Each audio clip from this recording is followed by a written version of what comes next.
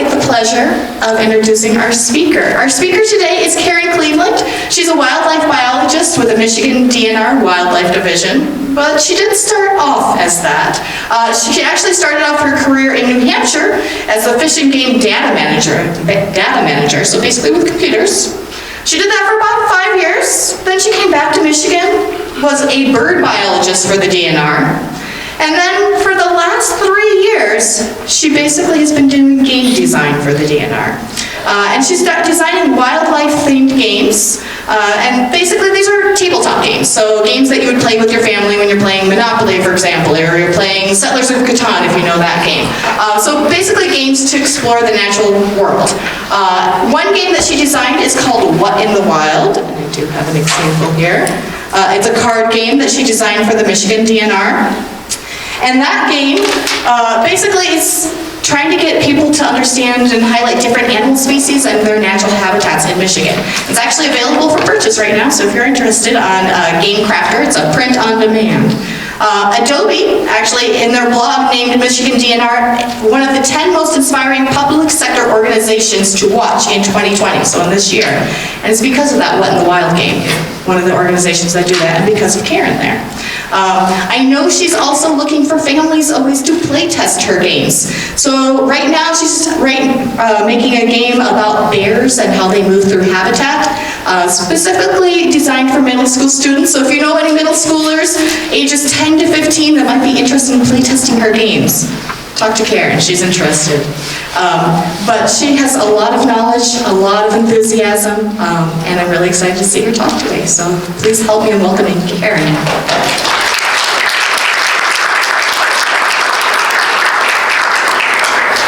Good morning. So I'm going to expect during this a little bit of enthusiasm from the audience. Feel free to raise your hand or speak out if I ask a question.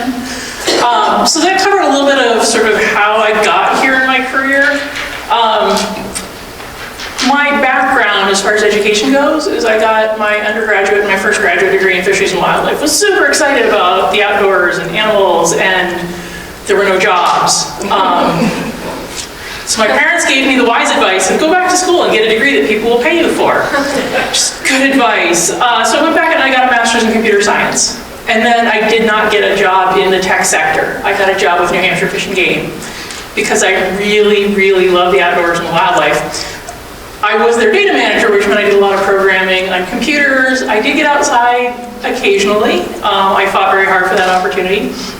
But after 5 years there, mostly in an office, mostly behind a computer, I decided I really wanted to have a job that had more hands-on with the resource, where I could actually see the impact that I was going to be making long-term.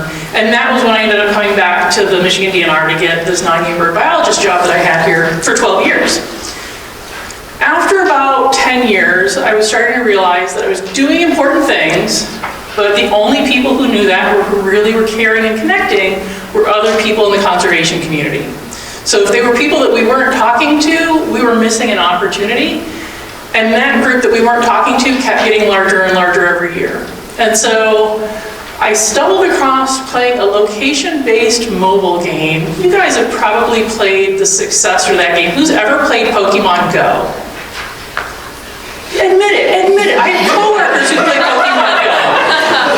Who's ever played the Harry Potter mobile game? Okay, so only some of the nerds that I know found out about that one. There was a game that the company that designed Pokemon Go designed before they did Pokemon Go. Pokemon Go is actually almost identical to the first game they designed. And it was a new kind of game. It was location-based. You went out in the world and you did stuff with the mobile game. It sounded interesting. I signed up for it. I went out and played it. It was, you can laugh if you want. It was about aliens trying to get to Earth from an alternate dimension by tearing holes in reality and exotic energy coming through. It was all very, very silly. But what was really interesting was they said you can tell where these holes are in reality that you now have to go either patch or make bigger, depending on what side you've picked in the battle, because it creates more human creativity where these holes are. So you can find these holes because you're going to find significant historic sites, you're going to find art installations, you'll find interesting, unique businesses. And so they were encouraging the player base to go out and actually find these places. Well, now when you're playing the game, you've got someplace interesting to go to when you go there. If you've played Pokemon Go, you've gone to places that people in Ingress submitted into the game. Some of them are interesting, some of them, I think you guys will all admit, not so interesting. But you potentially are going to interesting places. And what I thought was really interesting playing the game was on social media as people were talking about it. They weren't talking about killing aliens. They weren't talking about tears in reality. They were talking about, I never knew my town had this history. They were talking about, I didn't know that there was this art installation. I didn't realize this business was in my community. I didn't know there was this park in my neighborhood. My friends and I are going to go out and clean it up this weekend. That's magic. And I saw that and thought, who cares about the aliens? There's actual real-world change happening in people playing this game. I wonder if it's possible to figure out how to make that happen if you know what you're doing. And started looking into game design, and what the little corner of game design this is called serious games. So it's games where you'll have an impact in the world. Because I'm a school nerd, and I got way too many degrees, as I was learning this stuff, I thought I really need to understand how all these pieces of information fit together. So I went back to school again. There's no such thing as too much college, guys. And I got a master's degree in game design. But I was also pitching in my department, this is something we should be looking at. This is a tool where you can use fun to engage people and teach them things. And after a year of the graduate program, I actually got offered the job designing games. And so this is not a traditional career path. Nobody's career path, I think, is probably a traditional career path anymore. But understand, you can start in one place, end up in someplace very different. I'm very excited about this because this will give us that potential, possibly, to communicate with more folks who don't have that same background, who don't have that same connection. And so that's a little background to me. The question is, okay, so I had a crazy idea. Why did the DNR buy into it? So why games? Well, short version, you can get to new audiences. Games are fun. Everybody likes games. Who has ever played a game that they enjoyed? Okay, so there's my point right there. Games are fun. You can get to just about everyone with them. It's going to engage people. Games are much more sensory intensive than a lot of other activities. If you sit in a classroom and your teacher stands in the front and they drone on for an hour and you take notes, how many of your senses have you engaged? 3, right? If you're playing a game that's requiring you to do, like, say, Twister, are you engaging the same senses? Are you looking? Yes. Are you listening? Most likely. Hopefully, if there's other people playing it with you. Are you using touch? Yes. Which one of those 2 activities are you going to find more engaging? Twister. So with games, you can convey information, you can have an experience that really uses all the senses, that you can embody that entire role of whatever it is you're trying to capture. And then for the scientists, games are something that we already do, but with a different name. Because every time that we've got a natural resource system out there, so if you think of like prairie ecology and climate change and all these big ideas, invasive species, we have, whether we've written it down or not, we have developed a model that talks about how the different variables interact in that system and what drives the system and what the outputs are that we're expecting to see from it. So if we're talking about prairie ecology, we might have fire as an input, and as an output, we might look at species diversity. So we already build these models. Games are just models. They just don't necessarily have quite the same inputs and outputs. So you might have werewolves and vampires and holy water and stuff like that in it. But it still works the same way as things that we're already very familiar with. So being able to put it in a context that my colleagues would be able to understand and say, okay, that makes sense to us. That doesn't seem weird until you put the werewolves in. That made it a much more comfortable transition. I have not yet designed an ecology of werewolf game. It could be in the future. Our specific approach within the Wildlife Division to what we're doing with games is to have our public outreach and engagement unit within the Wildlife Division. It's been around for 10 years now. These are folks who write our press releases. These are folks who make our brochures. If you've ever listened to our podcast, they make our podcast. They work on our web pages. They work on our social media. Within that unit, which is where I work, we have outreach specialists who are the folks who basically write up all the specific content. So they have specific areas of expertise in outreach. We have one whose specific area of expertise is in developing school curricula. So she had a lot of advanced training and education in doing that. We've got one who focuses on bear and elk. So they've got different areas of expertise. There's me, I'm the game designer. And we have a graphic designer as well within that unit. And so that's basically our team that works on a project. And what our specific priorities right now on current projects are to look at our school curricula. We have, for kindergarten through 5th grade, we have a curriculum package that talks about common southern Michigan wildlife species. It talks about what their habitat needs are and what habitat is. It talks about living with wildlife. It talks about species adaptations for their habitat. And we've got a middle school curriculum that's about bears, and it's called A Year in the Life of a Michigan Black Bear, and it's all about how black bears interact with their habitat and with people. We have a high school curriculum that is about elk. And so we've got 3 curriculum packages, additional ones in development. There's one on water birds and wetlands that we're working on with middle school students. And we've got a monarchs program that's in the development as well. And so let's start with that. Our curricula are easy, low-hanging fruit priorities to work with. When you think of curriculum, this is something that shows up in a school. If you are sitting in class, which is probably going to be more interesting, sitting in front of a computer, staring at that by yourself, or playing a game with your friends in class. Friends in class? Yes? Yeah.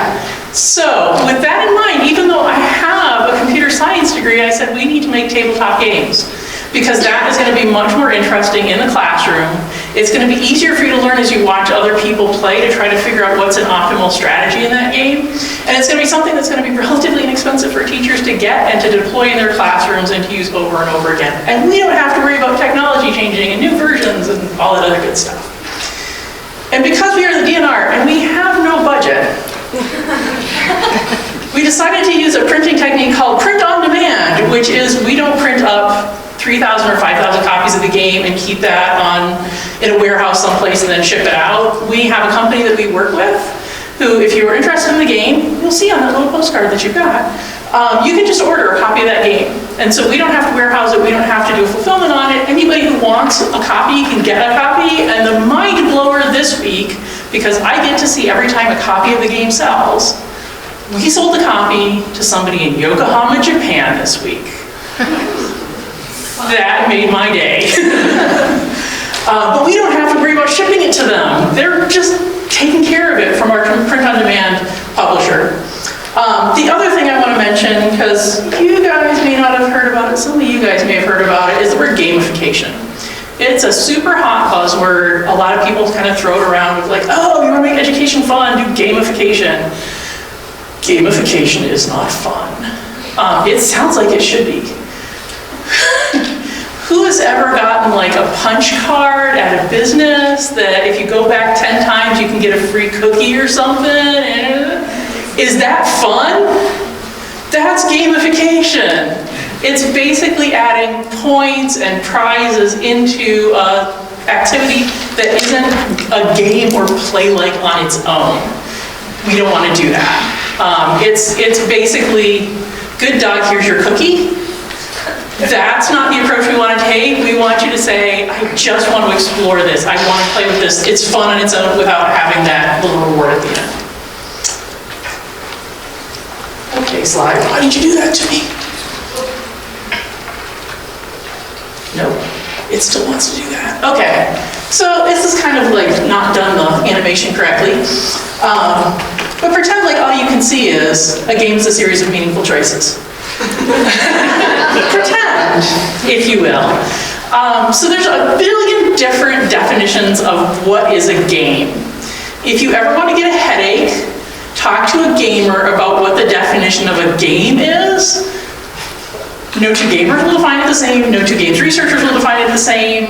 It's not like Webster's dictionary you can open up and there's your definition. But Sid Meier, who is a fairly well-known game designer, came up with that definition, and a lot of people like it. Because it's relatively open-ended, but it also kind of gets to the heart of what's going on in a game. There's two ways to look at meaningful choices. There's the player side, and there's the game side.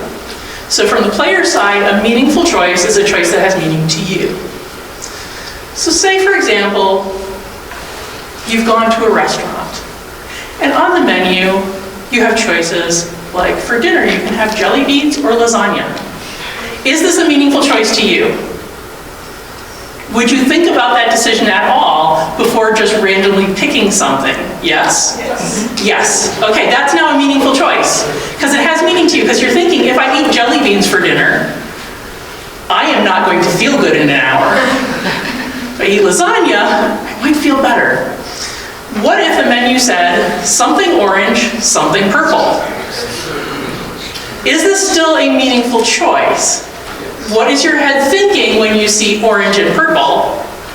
Is it random, or is there some type of food that's in your head when you see orange and purple?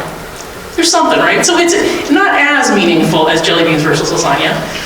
What if you go in there and the menu says A, B? Do you have a meaningful choice? No. Games can function the same way. Oftentimes the A-B are things like when you play a game and you just roll a die and you just go someplace. Do you have a meaningful choice? It's like, who's ever played Candyland? Candyland. Got to play it for the first time last night. I know that sounds weird. Do you have meaningful choices in Candyland? You flip a card and you go. Do you have any choices at all? No. People still play it. If you're interested afterwards, I'll tell you the history of Candyland and why it actually is a good game, even though you have no choices. Who has ever played Settlers of Catan? Do you have choices in Settlers of Catan? Yes. Okay, if you had to pick one of those two games, which game would you play? Catan, because you have meaningful choices in that. Okay, so now we figured out what a player's meaningful choice is. The choice has to be meaningful to the game as well. Say, what's that mean? That means when you make a choice, the game has changed.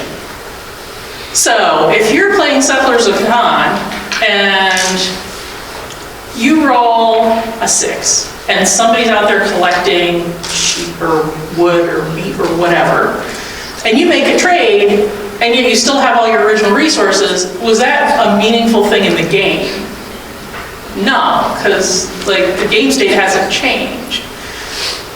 You want to have something where when you make a choice, that will affect what's going to happen later on in the game.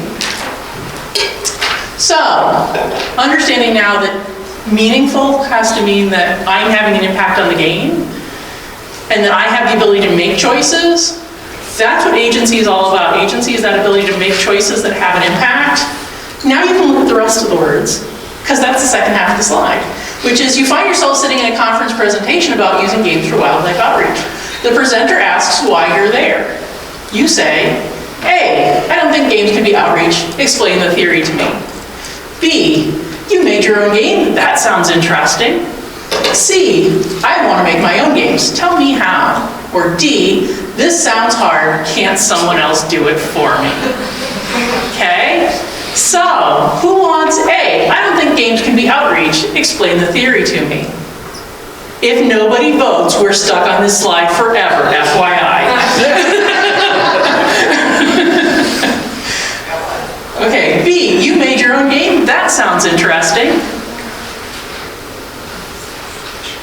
Keep your hands up, keep your hands up.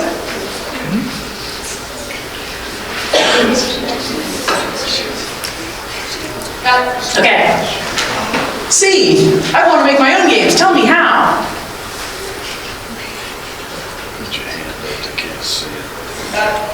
And D is, this sounds hard. Can't someone else do it for me? Okay, so. And if people want C, come to the workshop. Yes. Yeah, see, now it displays correctly. Okay, so when you're designing a game, where do you start? Well, there's where we started. We started with, what do we want to do?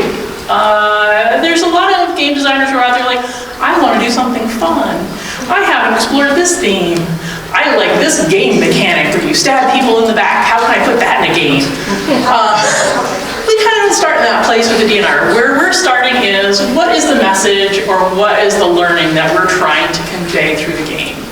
And so for the game that we've made, we started out with, well, let's start with our Go Wild for Michigan's Wildlife curriculum. That's our K-12 or K-5 one.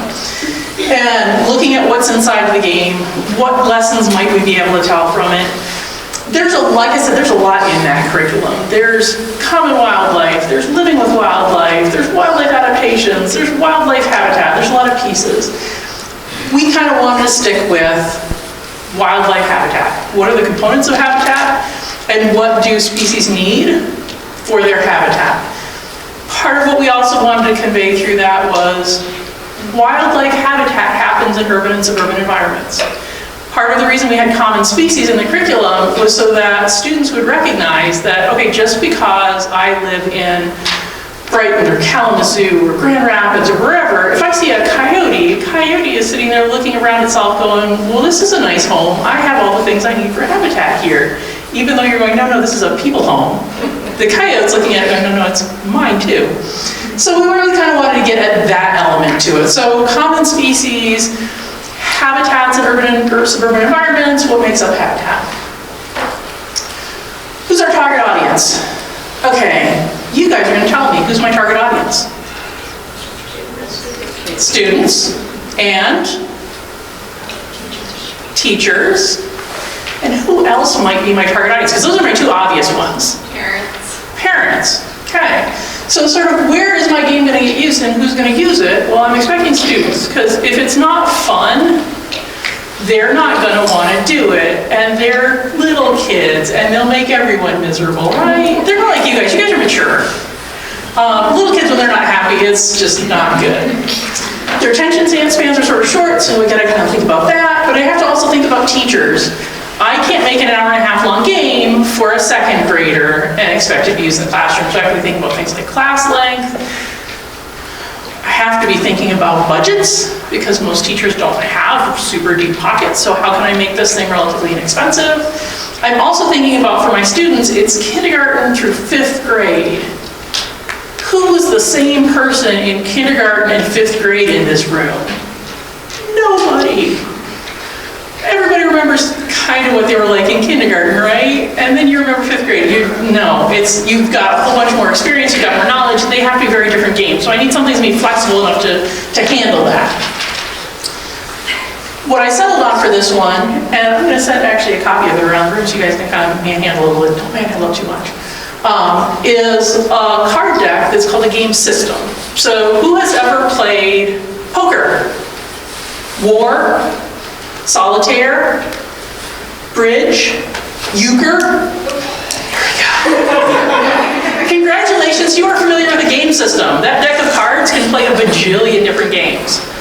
So I thought if I can design a deck of cards that can play different games, we can play easier ones and harder ones. I mean, who's ever played 52 pickup, right? Right? 52 pickup. And so that was the approach that I was taking. So we have our little specific lesson 1, who needs habitat, that gets into identifying our specifics of students will identify their own basic needs for food, water, shelter, and space. So that tells me what my parameters are in this food, water, shelter, and space. They will generalize that wildlife and other animals have similar basic needs and understand that food, water, shelter, and space in a suitable arrangement make up habitat. So there's our lesson that's going to be in the game. And I actually had some constraints on this one, because we gave all the teachers who registered for this curriculum trading cards for their classes. So if you said, oh, I've got 30 students in my class, they got 30 sets of trading cards, and the trading cards looked like what's down here in the corner. So there were 19 species on those trading cards. The graphic design was done about, I want to say 5 or 6 years ago. It kind of looks like it was done 5 or 6 years. I mean, they're great. But I have a constraint of I need to include those 19 species. I need to make a product that looks like it goes with that, because the students will have already encountered that in the classroom setting. It was a little challenging because those were all animals, there was no plants. And on the back of each of those cards, there was like a little bit of information about each species as well. So now I've got this basic, I'm going to make a deck of cards, it's going to be a game system. Now I need to think about what are the player's experience going to be. So what are they, this is the basic thing that you always think about when you're designing a game. You come from the player, what do they do, who will they be, what do we want them to feel? I think of, okay, so who's ever played Monopoly? Who are you as the player in Monopoly? You're capitalist. There's two potential roles that you might take in Monopoly. One is, you can be a landlord or you can be a tenant, right? So you've now defined your roles for your player in Monopoly. I'm sitting here going, okay, so what are the roles my player's going to take in my little habitat game? Well, we want them to be good conservationists. So we want them to think about conserving wildlife and habitats. So the kind of things they're going to do is probably not stab each other in the back. That's not a good conservationist. Good conservationists partner with each other and they work together. So there's not going to be head-to-head competition in my game, because that is not something we want to encourage as good conservation practice. We will have things where, here's an example of a game where there's no head-to-head competition. Who's ever had a relay race? Have you ever accosted anybody in a relay race? No, hopefully not, on purpose. This should be a side-by-side competition. So you're still competing, but there's not conflict involved in it. We want them to be able to collaborate so that if they do something, it can benefit them, but it can also benefit other players. Maybe not as much as it benefits them, but there's kind of a benefit to altruism and partnership. We want to have a cooperative experience where everybody's in it together to kind of fight off whatever the problem is. And so we're looking at it going, yeah, conservation partners, yay, that's what we want. What are they going to do? Well, how about if we make them the biologists in the game, and then we tell them the reason you're taking these turns in this way is because you're doing that to conserve a species or to conserve habitat. And then how do we want them to feel? Well, we want them to have an affinity for the species. We want them to have curiosity. We want them to have a sense of exploration in the thing. And so we need to make sure we're capturing that of, it's not you against the wildlife, and it's not necessarily the wildlife against the wildlife. It's how can I be invested in the success of the species that I need to conserve. Okay, so now I'm like, this is what it's going to feel like. This is my basics, how I'm going to approach it.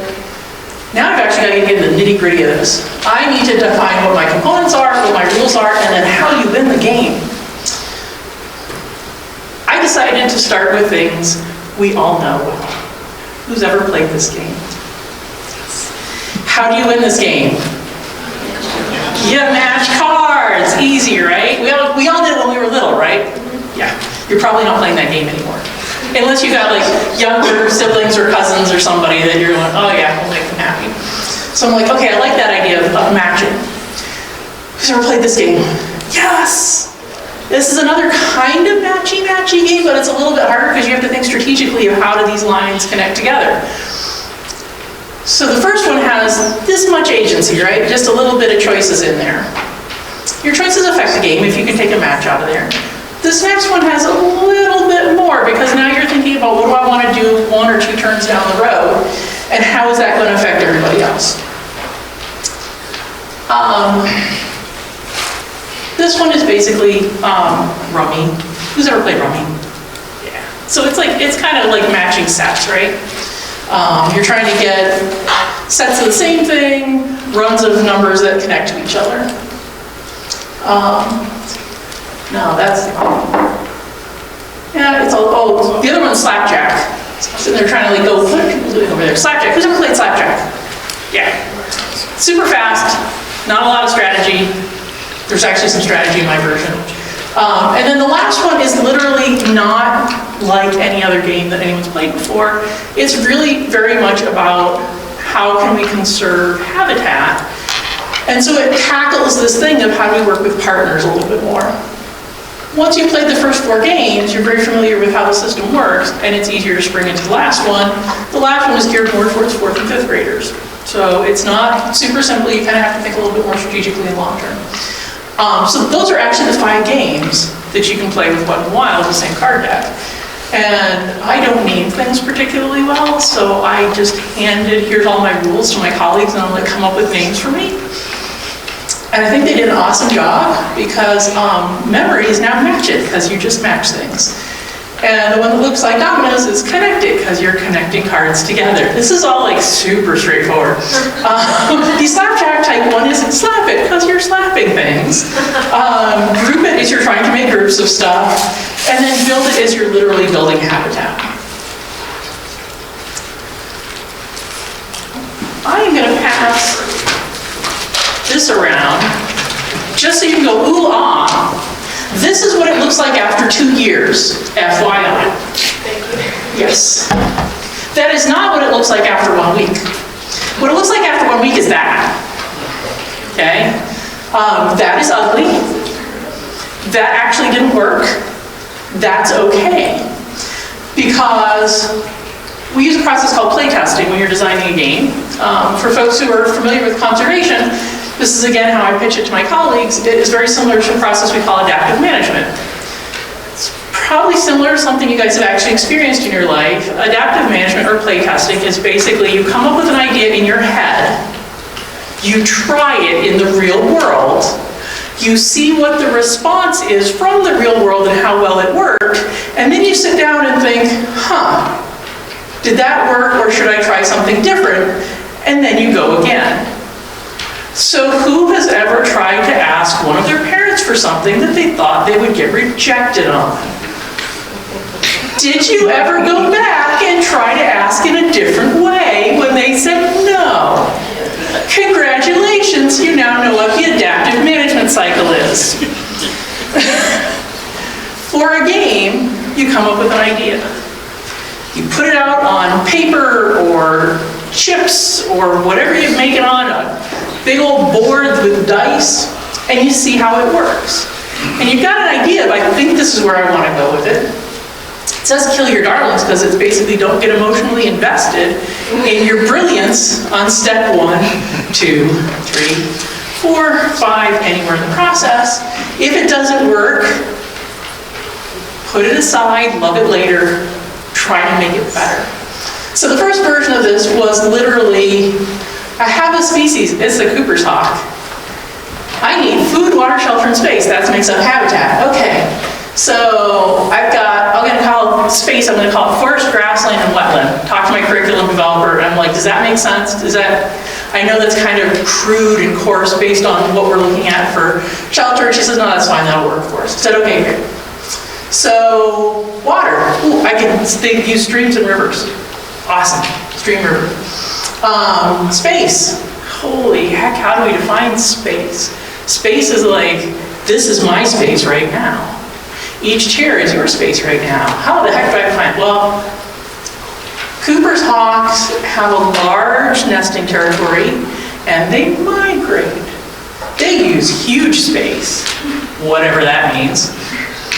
I have no food for my Cooper's hawk. This could be a problem. So basically putting the pieces down on paper the first time lets me know where the problems are. I said, okay, number 1, I need to have food. Number 2, I have a problem because I have in my 19 species I have to work with, I think 14 of them were herbivores. What do herbivores eat? Plants. I had no plants in my 19 species. Okay, I'm going to start adding some plants. So like for example, I'll throw mayapple in as a species because I need some plants. Cooper's hawks, FYI, do not eat mayaples. They eat other birds. This is not correct science. So this was sort of like my starting point of I need to throw some more species in there. I think this kind of sort of might do something. Who knows, it's still kind of ugly, but I can at least move these pieces of paper now around on a table and see if I can make things connect to each other. It's like, I need to make it pretty, right? Oh, clever idea in my head. I want square cards. Square cards would be so cool. They're gonna be awesome. So I came up with some iconography and I put them on these square cards. See, I labeled them shelter, water, space, food. That would be great. I got color coding for where Cooper's hawks live because they live in forests, so it'll be brown. And I got all these little things down on the bottom to tell what they use for their habitat components. Yeah. Oh, and the other thing is, because my species are food for other species, I now have, if you look up at the top, it says I am a large bird. So if somebody eats large birds in the game, they will eat Cooper's hawk. This is great. I play tested with some small children and found out that their hands are this big and the cards are this big, and it wasn't pretty. The kids loved it. It wasn't pretty. I was just watching them try to fist these cards. And so I went, yeah, it's not good. They loved the game. They just couldn't manage that hand of cards and they were all square like that. Like, okay, so we're gonna make like normal, like poker card size cards. That'll be great, and it'll be colorful, bright and colorful, because kids like bright, colorful things. Look, bright yellow and this like weird fuchsia pink thing, and purple and the orange, and straightened up the species card so it's a little bit easier to find stuff. Actually, this was the other fun one, take inspiration from existing games. I stole the layout from a game called Top Trumps because I liked it. The game Top Trumps is stupid. It's probably great if you like playing war as a card game, which I did when I was 8, but I'm like, yeah, I don't like the game itself, but I like the card layout. I'm stealing the heck out of that. And then said, yeah, let's play test that. The kids hated the colors, like despised them. Said, I don't understand why water is yellow. I don't understand why the forest is pink. And I went, okay. I said, what color would you like? We think that water should be blue. Makes sense. We think that the shelter, the forest, and the grassland, we think that should be green. Okay, cool. They were a little more mixed on space, and so here's the other fun one, food. I now had animals and plants in my game. What do plants eat for food? I had no sunlight, so I had to add one type of card, a food card called sunlight. So my plants can eat something, otherwise I had a problem. So it's when you start to realize I have holes in my system. Fill the holes. So we did a little bit of redesign on that. But hey, they also wanted to have pictures of the animals on the cards, which was going to happen eventually. So I put animals on the cards. So like, okay, cool. I still kept the same layout because that was working fairly well for them on the species card. But everything else kind of add some pictures. That'll be great. If you actually look at the pictures, this was done deliberately. This picture is the Grand River in downtown Lansing, right behind Lansing Community College. You can see Lansing Community College in the background. The forest, is this forest primeval? Way in the woods where, nobody's ever touched it. Oh, heck no, there's a road right through our forest. This was very deliberate of, I need to make sure they understand habitat isn't something that happens far, far away. We regularly get calls from people of, oh, there's a coyote in my neighborhood, put it back up north where it belongs. Oh, they belong here. So part of this is sort of, it's a subliminal thing of, they belong here. Look, see, just like us. Part of the challenges I'd been having was how do you represent space with icons? And I tried something when I first did it of like bigger and smaller circles and squares and stuff, and nobody could tell which was the bigger ones and which one's the smaller ones. And so kind of workshop that around my office, like, what do you guys think? And one person said, what if we did like a little stacked pyramid? So that there's 5 different sizes of space, and we can have like 5 little levels in there. And so the biggest one's got all of them, and then we remove them for the different sizes. Let's give that a try. So that's the next card modification. So let's just change the iconography for space. See how that works. I actually was playtesting in a classroom at that point, which I'm pass you another thing. So for those who don't believe that it really is ugly as it goes along, I saved a copy of every prototype I made. There's an ugly prototype after about 9 to 12 months. That's what it looks like. The kids in the classroom were awesome. 2nd graders have way too much energy. FYI, in case you didn't know that. 5th graders are a little bit easier to direct on things. This is the 5th grade classroom. They were pretty cool because, number one, they got excited exploring the cards and talking about the species on them before they even played anything. So it's like, okay, that's a win. We wanted the kids to get excited about species. Number two was actually play tested the dominoes-like game with them, which was very much you want to use up all of your cards before anyone else uses up their cards. These darn kids would not play that way. Your playtesters are never wrong. They just give you insights you don't expect. So they would get their hand of cards dealt out to them, and instead of everybody, it's like, no, you got like a hand of cards and you hold it so nobody can see it. None of them did that. They all put them down on the table, and they're like, show me your cards. Oh, you can put your card over here, and then I can put my card over here. And I watched 2 5th grade classes do that, and the 2nd grade classroom. 2nd graders, you kind of only have to pay attention to what they're doing, because they'll just do whatever anyhow. And then I went, this is not a competitive game. This is a cooperative game. They want to play dominoes as a team. When they actually played it the right way, when the first student would finish and win, they would say, but let's keep playing until you win too. It's like, okay, so pitch out half the rules for that game. They like the building the structure piece. It's now a team game that we all win or lose together.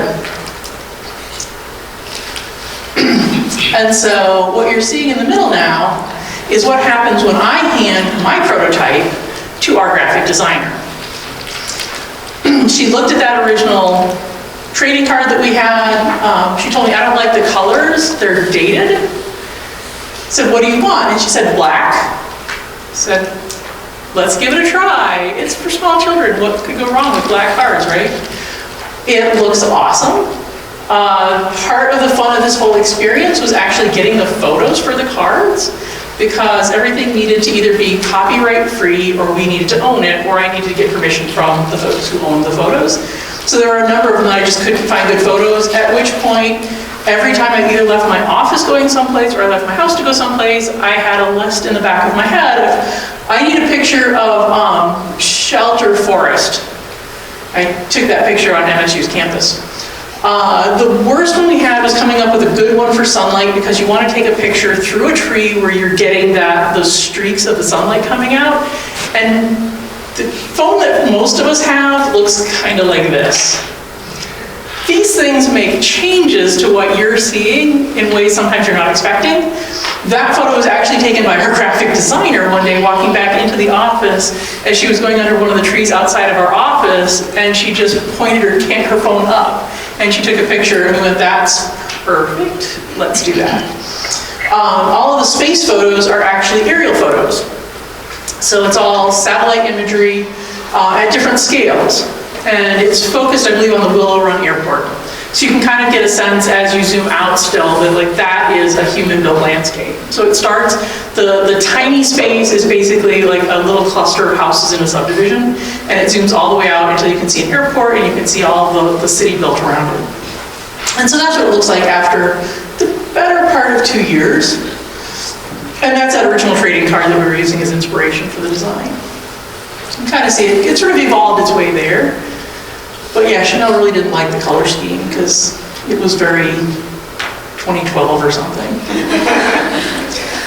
Graphic designers are awesome. I would never have thought that's very 2012. So we have the design all done. It's all in digital files. We then need to turn it into an actual physical thing, which you're now passing around the room. We had 3 different choices that we could go with at that point. We can actually go with commercial publishers, so game publishers.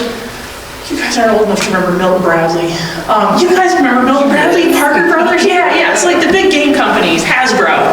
The big game companies who, they just make a bajillion different games. There's a few of those that are still around, but there's a lot of these smaller commercial publishers. And so Green Couch Games is actually out of Grand Rapids. You may or may not have ever played a Green Couch game. But the big names aren't quite as big. But you can basically come up with an idea, and then go up to a publisher and pitch it and say, I think this is a really cool idea, don't you want to make this? And if they really like the idea, then they basically pay you a royalty to be able to use your idea and make your game and sell it. You do not get the full profits from every game that's sold, you get like pennies on the dollar for it. But hey, you don't have to print it yourself. You just sit at home and you get a check. It's like if you've ever heard actors talk about royalty checks and residuals and stuff, we're just like, I'm not doing anything. Somebody else is doing the work, but I had a great idea. We're the government. We have a really hard time making contracts like that, so we decided not to go that route. We could self-publish. So there's a company called Delano Services over here in Battle Creek that actually manufactures games. So you can bring your stuff to them and just say, print me off 1,000 copies of this, and then you get it, you warehouse it, and then you sell it all. Yeah, we don't have really a budget, so that wasn't gonna happen. Our third option was to go print on demand, where we have all the digital files, which we had. We don't have to have any upfront cash to have games made. We just upload all the digital files, and then if somebody wants the game, they can buy it. But we can also buy copies of our own game basically at cost. So there's no markup for us. The Game Crafter is the partner we decided to go with. It's actually a really great partnership for us. They're headquartered out of Madison, Wisconsin, so they're relatively local. And it turns out that their marketing guy is over here near Kalamazoo. And as soon as I started corresponding with them, asking a bunch of questions about the restrictions that we have to deal with as a government agency and some of the issues that would be associated with making their game, I got an email back from their marketing guy going, the DNR is interested in making games here in Michigan, which they thought was pretty exciting, actually. So we've been working with them for about 2.5 years now. Actually, that little bear that's on the postcard, that's something that I talked them into making, because our next game, that bear game, needs bear meeples in it, because every playtest group kept saying that these would be better if it had actual bears. So they're now making bears that anybody can buy, and they are biologically correct silhouettes, because we're biologists, and we were accepting biologically incorrect silhouettes. But they're a really great partner to have. So you've made it, now you have to sell it. Well, one of the things that most game designers and game publishers deal with is trying to get reviews of their games out there, because word of mouth is the best selling tool that you can get. So I was making contact with different outfits that review games. This game is not a 3-hour-long, math-heavy, lots of little cubes getting pushed around game. There are people who really love those kind of games, and that's what they review. I did not go to those reviewers. I went to reviewers who had kids, who were relatively young kids, and would understand where this fit in the market, and had them review the game. We got some pretty good reviews. We were pretty happy with that. Also, went and got active on social media and made a bunch of weird friends in the gaming community. Weird friends in the gaming community are very valuable to have when you need to get word of mouth out on your odd little government game. Having made these friends, they all said really nice things about our stuff. When I said, hey, we're really excited, we got our first game out. And so, yeah, I've got Sarah Reed, who's a game designer, who's had games out on Kickstarter, and she's had games that have gone into Amazon and whatnot. And this guy, Christian, who does video reviews. And who the heck else have I got up here? Oh, Jillian Farkas. She had been a student assistant working in our office for the DNR. If you're ever interested in wildlife conservation and you go to college, which I'm assuming most of you guys will do, the government here in Michigan hires positions called student assistants, and we do that regularly at the DNR. So if you're ever interested in, like, how do I get a foot in the door at the DNR? Student assistant while you're in college. And 9 and 10 News actually saw a little bit of press that we put out on this and contacted our office up in Cadillac and said, can we come over and do a story on this? Do you have a copy of the game to show us? That was amazingly good press that we got. That actually sold quite a few copies of this game. So who thinks social media is the bestest thing ever, and everything on social media sells and it connects people?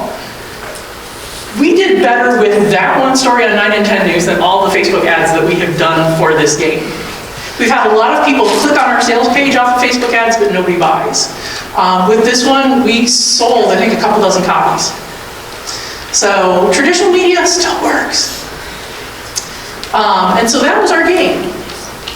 And if you guys have any questions, I would be more than happy to entertain them. If you're overwhelmed, feel free to be overwhelmed.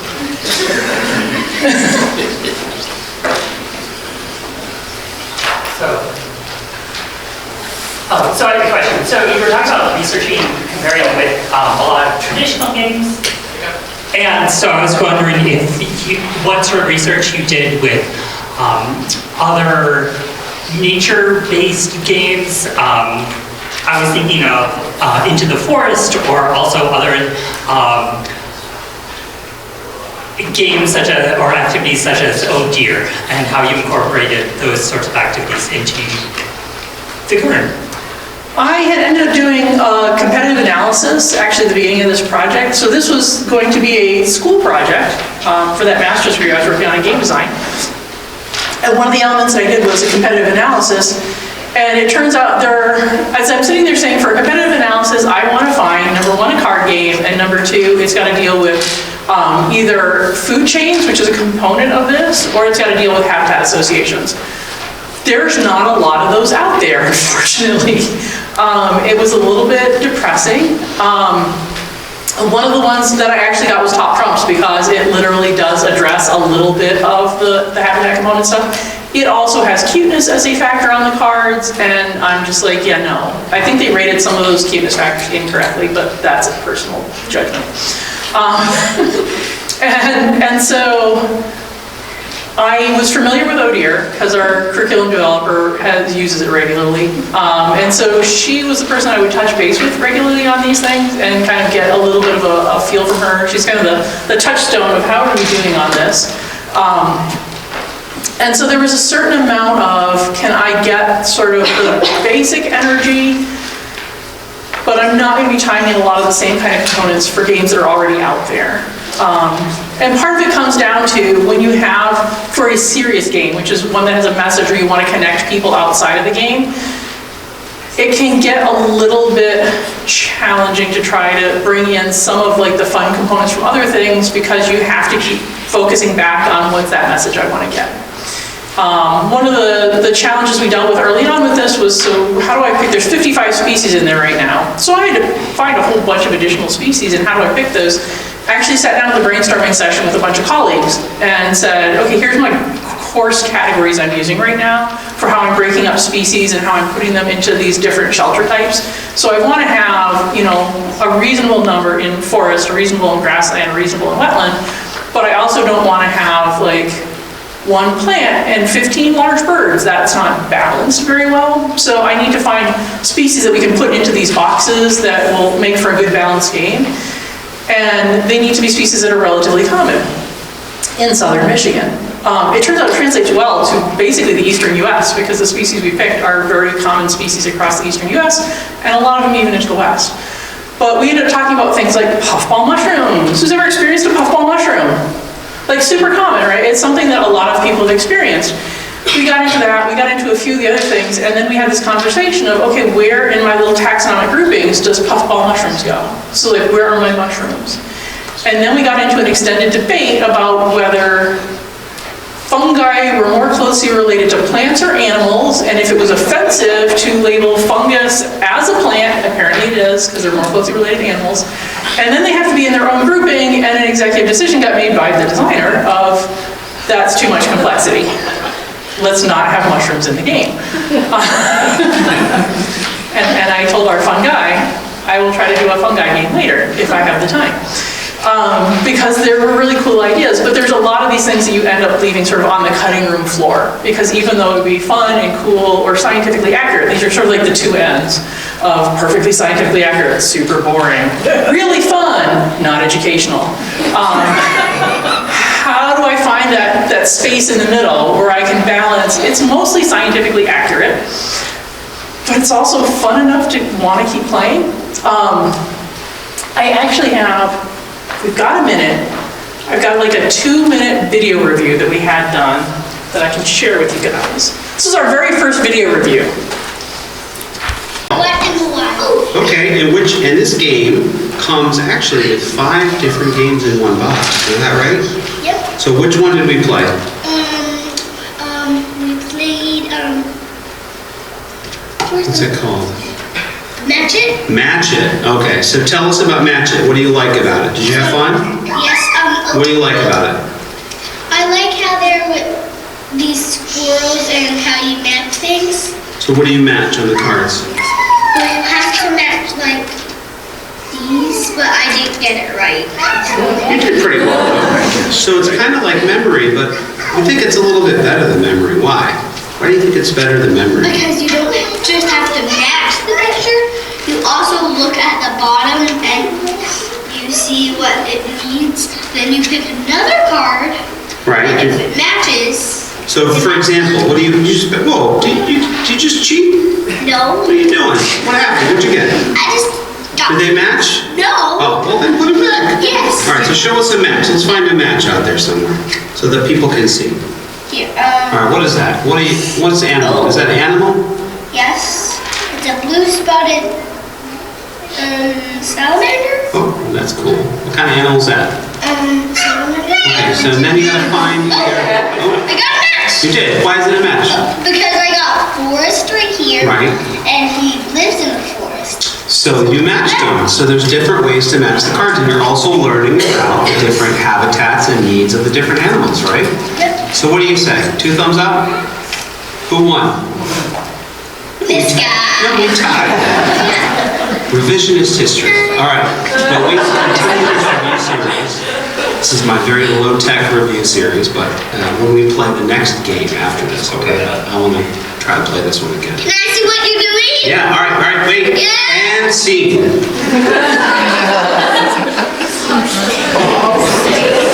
So that kind of kid was excited about the animals. We had actually heard when we had done playtesting with the 5th grade classroom, I gave the teacher a set of our prototype cards in advance, and so that he could play and practice and kind of get up to speed with it, so that when he did in his classroom, he was the one who was teaching the game, so we could just observe it. And he said that he had taken it home and he and his wife had played the game a couple of times. And he had a son who was like 3 or 4, and he said once they finished playing the game a couple of times after dinner, he and his son went out in the backyard with a deck of cards and just walked around to see what they could find in the yard. And so finding out that the game is kind of escaping the table was sort of exciting for us. Seeing the kids get really excited. So this was a kid from Maryland who played our game. His dad was the first person to buy a copy of What in the Wild. And I know this because I was talking to him in an online chat group, and he said, "Where do I buy it?" And I told him, and within like 3 minutes, we had a purchase. So those are the kinds of things that are really exciting for us, is, yes, it's old tech, but the way that it's helping people to interact with each other as well as to think about the environment is the kind of thing that kind of gets us excited. And we've now got a family in Maryland that was thinking they might want to come visit Michigan, because we've got cool stuff here. And there's somebody in Japan who wants to learn about Michigan's wildlife. Okay, so I think that's our time for today. Thank you